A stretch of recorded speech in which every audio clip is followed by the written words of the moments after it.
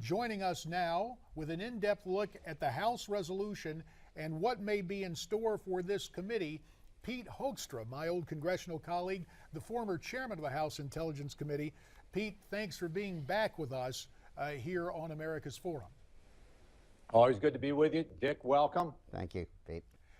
Pete, you just heard those comments from Jay Carney at the White House talking about a conspiracy theory.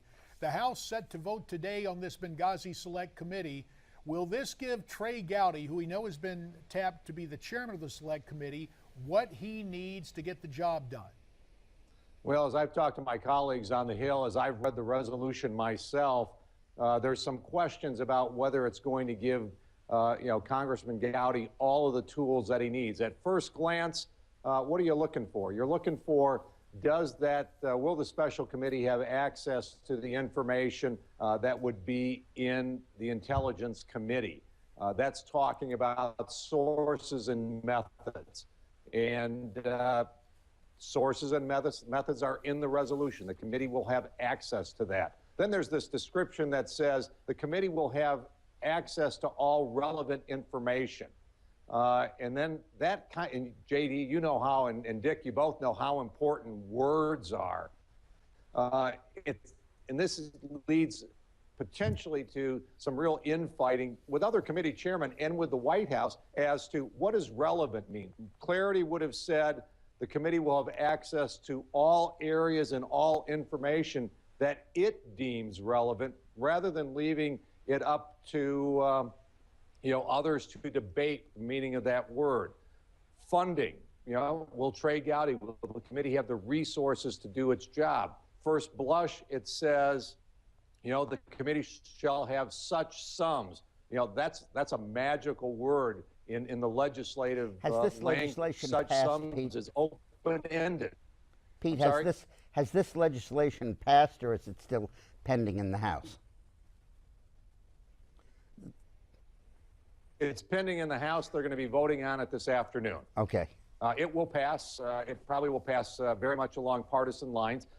Some of these things could be corrected before, in what they call a manager's amendment, revisions to this bill just before it hits the floor to provide some clarity. I know that some members are scrambling to get this clarity in because, Republicans want to make sure that, this clearly is focused. You want to launch this committee without, as effectively and successfully as you can.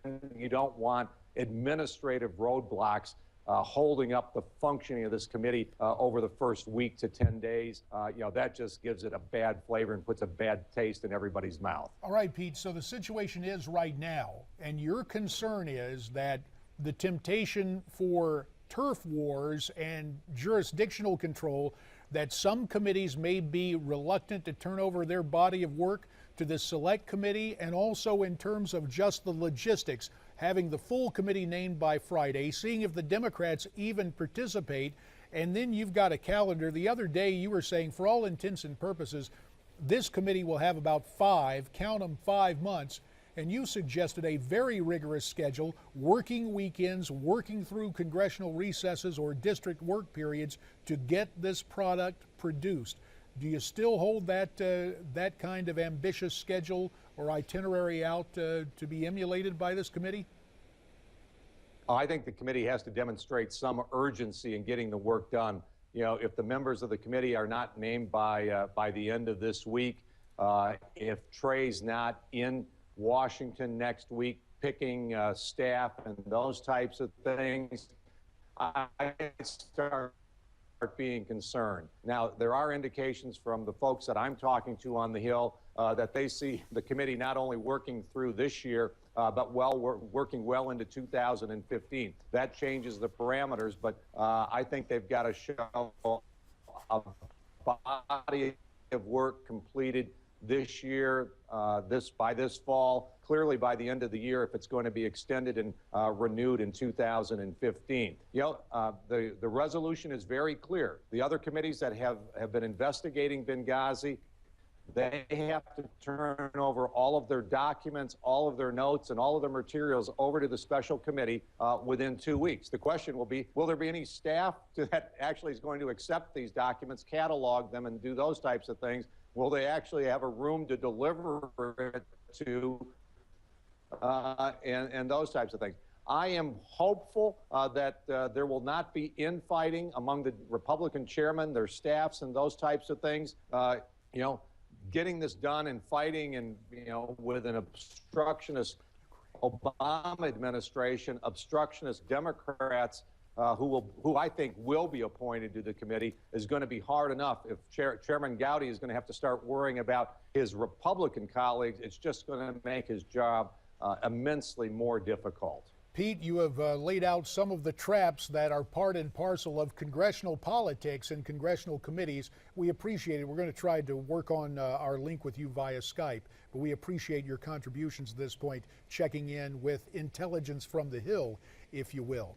Need to turn our attention, John, I think you've got a question for Dick here. Yeah, Dick, between the commercial break there, we were talking about a different topic here, and that is Benghazi. And fill us in on, in the audience as well on what we were talking about here, because this is very important. And we were talking about Ukraine, you mean? I mean, Ukraine, I'm yeah, sorry. Yes, moving on from Benghazi different, to Ukraine, yes. Keep his failures straight. It's hard. Well, the question is, why is Putin folding? Is he in fact going to pull back? There's a story out today that it's a feint, that in fact what he's going to do is call a referendum a few days before the actual vote for president of the Ukraine, maybe on the 20th or 21st of this month, and if a stacked vote by some 20 polling places manipulated by the Russians, he would then claim that's justification to invade. That's one theory. But there's another theory that I want to talk to you about. One of the big problems Russia has in dealing with Europe and the Ukraine, its big opportunity is that it is the source of natural gas, about a quarter of the natural gas used in Western Europe and virtually all of the natural gas used in Eastern Europe. And that all flows through one pipeline that goes through the Ukraine to Europe. So Russia can't cut off the Ukraine without cutting off Europe. And in fact, a couple of years ago, when they wanted to punish Ukraine, they cut off a third of the gas. Ukraine said, go to hell. They took their third out of the remaining two-thirds and cut the Europeans back. So there was a deal cut between Schroeder, Merkel's predecessor in Germany, and Putin to build a new pipeline under the Baltic Sea from Russia directly to Germany, so they could cut off the Ukraine without cutting off Europe.